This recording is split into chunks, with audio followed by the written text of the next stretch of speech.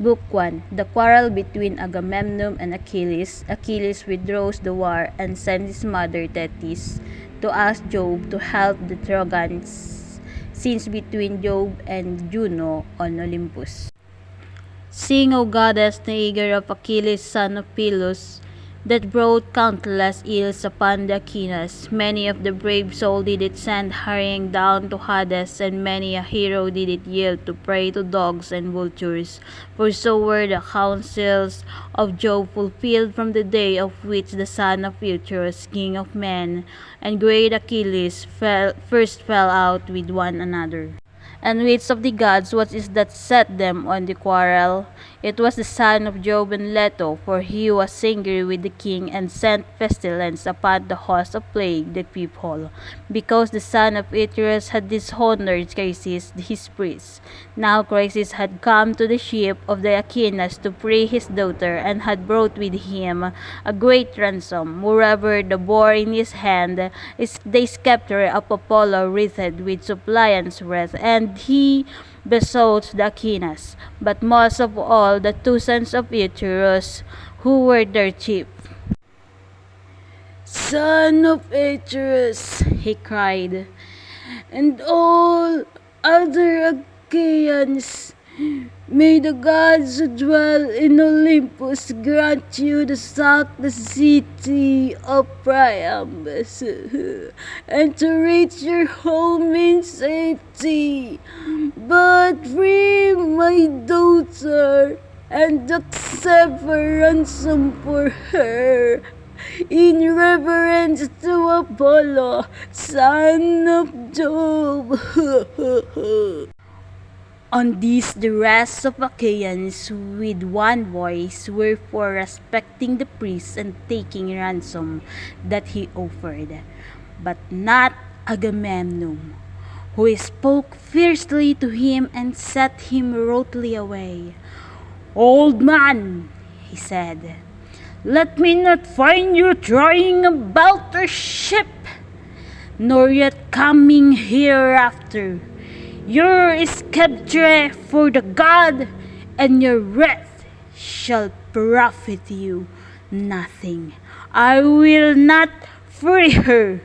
She shall grow old in my house, and Argus far from her own home, busying herself with her loom and visiting my coats. So go, and do not provoke me, or it shall be the worst for you." The old man feared him and obeyed.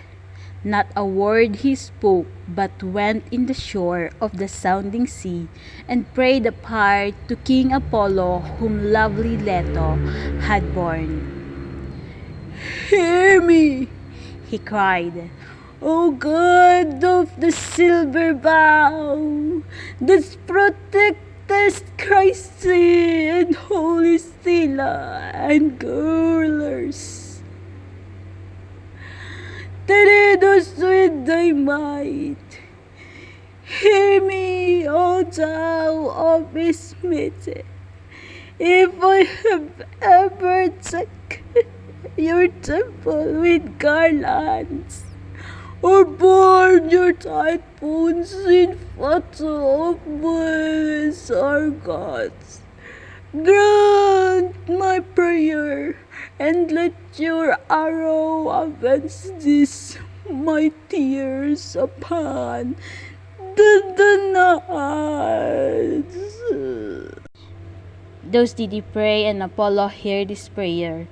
He came down furious from the summit of Olympus, with his bow and his quiver upon his shoulder, and the arrows rattled on his back with the rage and that trembled within him. He sat himself down away from the ship with the face of dark as night, and his silvered bow rang as he shot his arrow in the midst of them. First he smote the mules and their hounds, but presently aimed his shaft at the people themselves, and all day long the pyres of the dead were burning. For 9 whole days he shot his arrow among the people. But upon the 10th day Achilles called them in assembly, moved thereto by Juno, who saw the Achaeans in their death thrones, and had compassion upon them. Then, when they were got together, he rose and spoke again among them. Son of Atreus, He said, I deem that we should not turn roving home if we would escape destruction. For we are being cut down by war and pestilence at once. Let us ask some priest or prophet or some reader of dreams who can tell us why Phoebus Apollo is so angry, and say whether it is for some vow that we have broken, or take a tomb that we have not offered, and whether he will accept the savor of lambs and goats without blemish, so as to take away the plague from us. With this word he sat down, and Calchas, son of Tester, wisest of augurs, who knew things past, present, and to come, rose to speak. It was who had guided the Achaeans with their fleet to Ilius, through the prophesying with which Phoebus Apollo had inspired him. With all sincerity and goodwill he addressed them thus.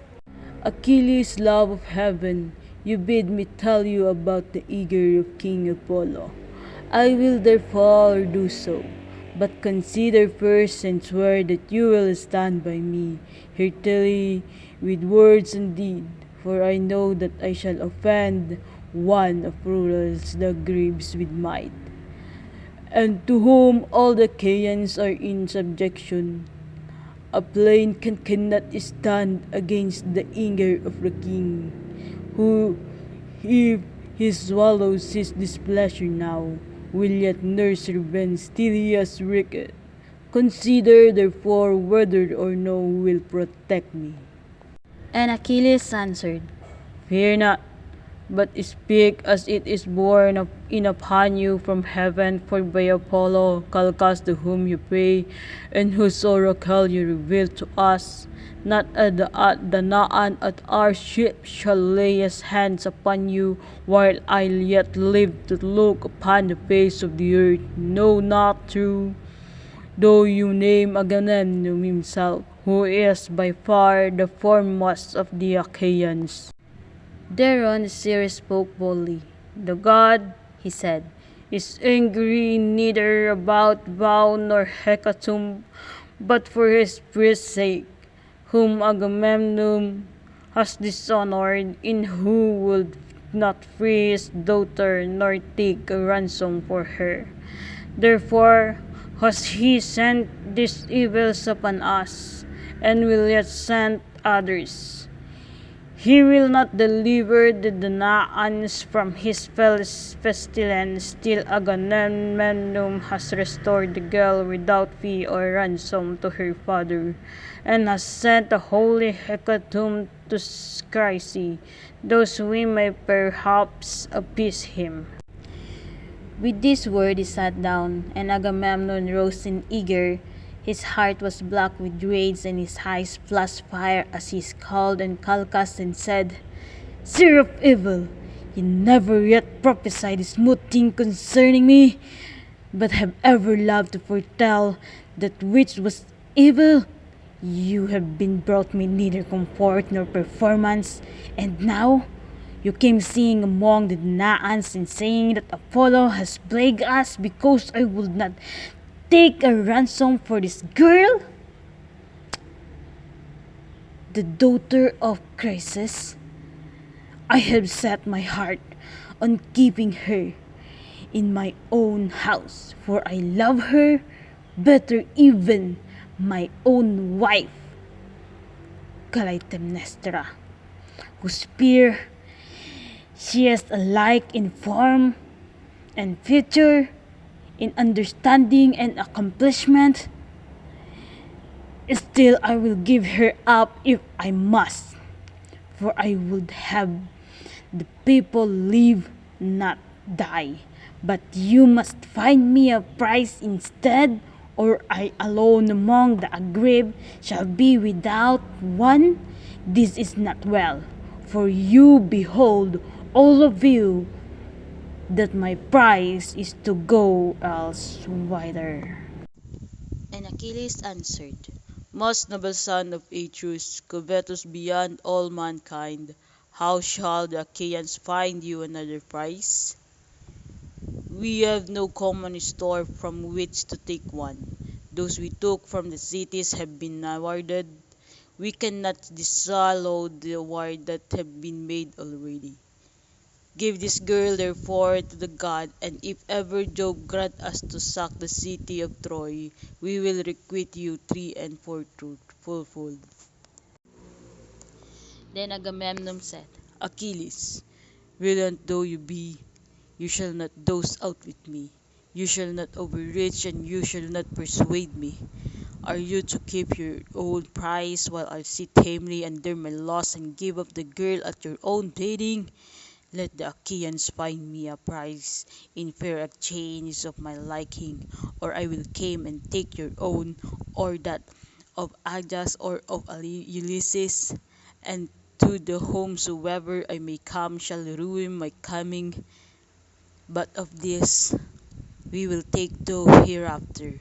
For the present, let us draw a ship into the sea, and find a crew for her expressly. Let us put a hecatomb on board, and let us send Chrysis also. Further, let some chief men among us be in command, either Ajax, or Idomeneus, or yourself, son of Pylos, mighty warrior that you are, that we may offer sacrifice and appease the anger of the god. Achilles scolded him and answered, You are esteemed in insolence and lust of gain. With what heart can any of Achaeans do your bidding, either on foray or in open fighting? You come not worrying here of any ill the Trojans had done me. I have no quarrel with them. They have nor raided my castle, or nor my horses, nor cut down my harvest, or the rich plain of Perea. For between me and them there is a great space, both mountain and sounding sea. We have followed you, Sir Insolence, for your pleasure, not ours, to gain satisfaction from the Trojans, for your shameless self, and for Menelaus. You forgot this, and to return you rob me for the prize for which I have toiled, and which the son of the Achaeans have given me. Never when the Achaeans sack any rich city of the Trojans do I receive so good a prize as you do, though it is my hand that do the better part of the fighting. When the shearing comes, your share is far the largest, and I forthwith must go back to my ship and take what I get, and be thankful. When my labor of fighting is done, and now, therefore, I shall go back to Petra. It will be much better for me to return home with my ship, for I will not stay here dishonored and gather gold and substance for you. And Agamemnon answered, Fly if you will, I shall make you no prayer to stay you. I will have other here who will do me honor, and above all Jove, the Lord of Counsel, there is no king here so hateful to me as you are, for you are ever quarrelsome and ill-affected. What do you be brave? Was this not heaven that made you so?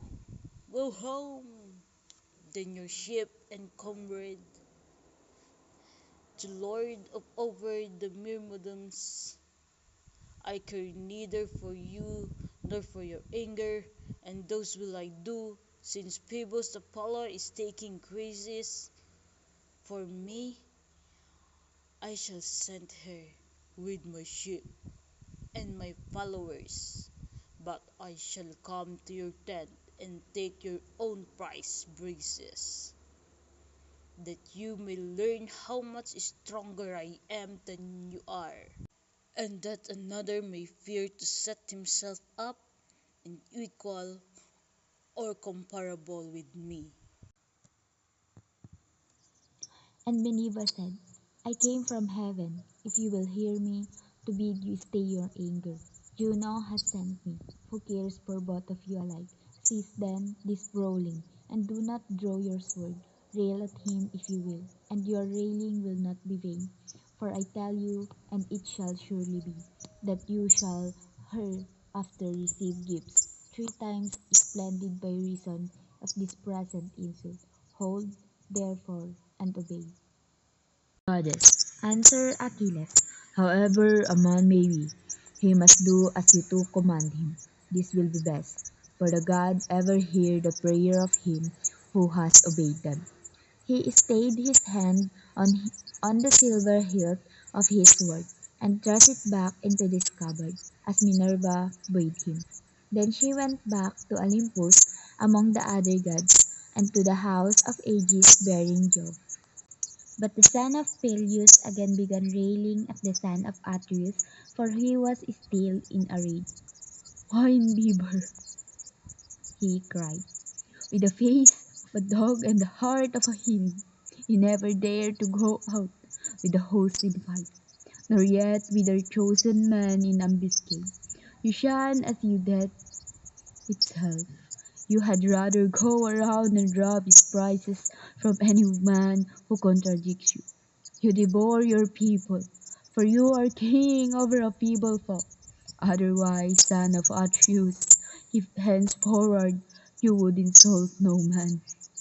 Therefore I say, and swear it with a great oath, nay, by this, by script, which shalt spread neither leaf or shoot, nor bud anew from the day on which it left its parent stem upon the mountains.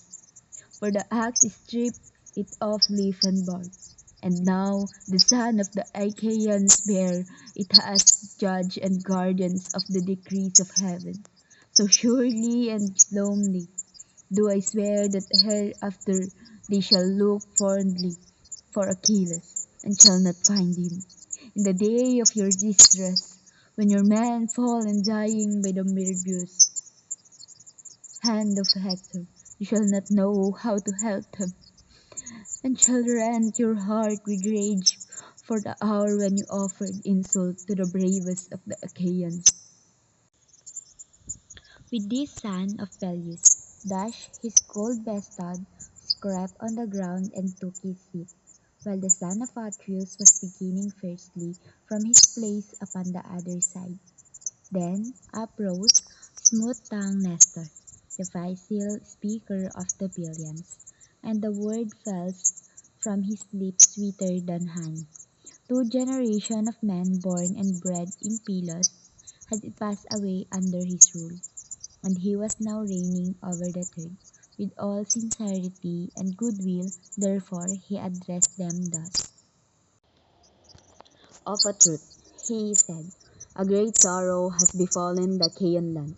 Surely Priam with his son would rejoice, and the Trojans be glad a heart if they could hear this quarrel between you two who are excellent in fight and counsel. I am older than either of you, therefore be guided by me. Moreover, I have been the familiar friend of men even greater than you are, and they did not disregard my counsel. Never again can I behold such as men as Peritus Andreas, shepherd of his people, or as Canus, Exodus, godlike Polymus, and Deteus, son of Aegeus, peer of the immortals. These were the mightiest men ever born upon this earth. Mightiest were they, and when they fought the fiercest tribes of mountain savage there utterly overthrew them. I came from distant Pylos, and went about where they, and went about among them, for they would have become, and I fought as it was in me to do. Not a man now living could withstand them, but they heard my word, and were persuaded by them. So it be also with yourself, for this is the more excellent way. Therefore, Agamemnon,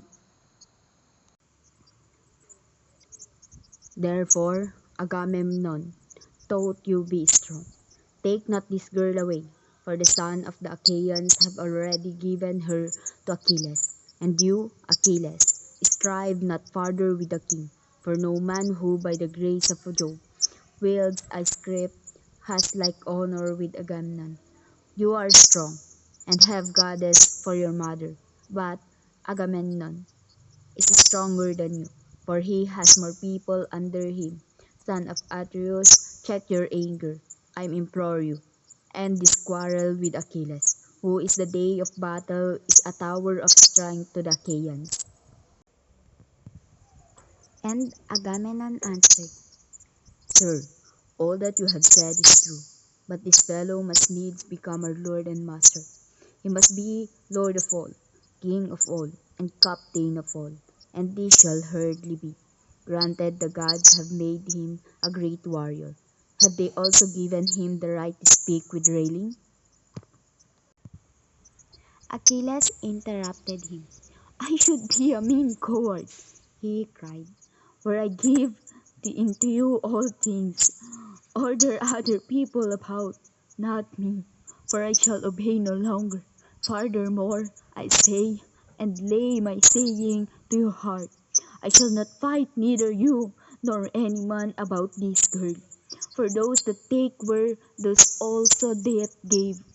But of all else that is at my ship, you shall carry away nothing by force. Try, that others may see.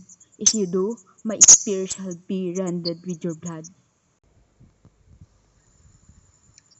When they had quarrelled thus angrily, they rose and broke up the assembly at the ship of the Achaeans. The son of Peleus went back to his tent and ship with the son of Menoetius and his company, while Agamemnon drew a vessel into the water and chose a crew of 20 oarsmen.